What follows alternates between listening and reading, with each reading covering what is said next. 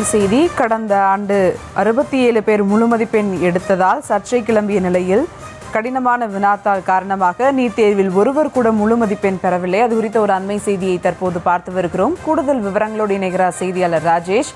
வணக்கம் ராஜேஷ், விவரங்கள். சுபா வணக்கம். நாடு முழுவதும் இன்று நீட் தேர்வு அந்த மதிப்பெண்கள் வெளியாகி இருக்கின்றது. இந்த நீட் தேர்வு 720 மதிப்பெண்களுக்கு நடத்தப்பட்டு வருகின்றது. வழக்கமாக கடந்த 4 ஆண்டுகளாக குறைந்தது ஒருவரோ அல்லது அதிகபட்சமாக கடந்த ஆண்டு 67 பேர் 720க்கு 720 முழு மதிப்பெண்களை பெற்றிருந்தனர். இப்படி வரலாற்றில் முதல் முறையாக 67 பேர் 720க்கு 720 முழு மதிப்பெண்கள் பெற்றதால் அது பெரும் சர்ச்சையாக மாறியது. பிறகு அந்த வழக்கு உச்சநீதிமன்றம் வரை சென்றது. எனவே அந்த காரணத்தினால் இந்த ஆண்டு வினாத்தாள் மிக கடுமையாக கேட்கப்பட்டது.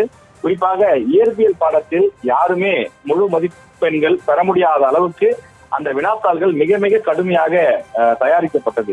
அதே போல வேல்யூவேஷன் என்று சொல்லக்கூடிய அந்த மதிப்பிடுதல் வேலையும் கூட மிகவும் கடினமாக செய்யப்பட்டதாக சொல்லப்பட்டது. அதன் காரணமாக இந்த ஆண்டு நீட் தேர்வில் ஒருவர் கூட முழுமையான மதிப்பெண்களை பெறவில்லை. அதாவது 720க்கு 720 மதிப்பெண்களை நாடு முழுவதும் யாருமே பெற முடியவில்லை.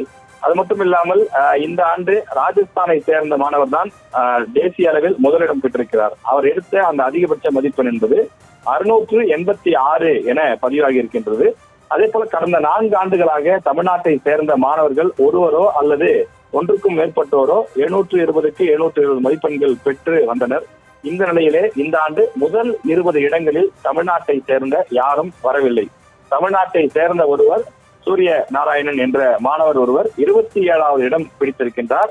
வழக்கமாக தமிழக மாணவர்கள் அதிக அளவில் தேர்ச்சி பெற்று வந்த நிலையிலே இந்த தரவரிசை என்பது மிக குறைவாக இருக்கிறது எனவும் கல்வியாளர்கள் தெரிவித்து வருகிறார்கள்.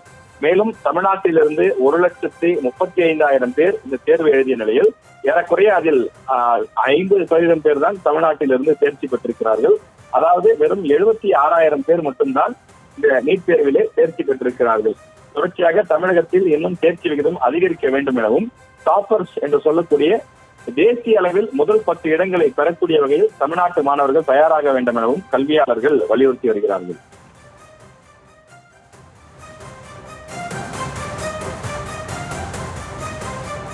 கூடுதல் விவரங்களுக்கு நன்றி ராஜேஷ்.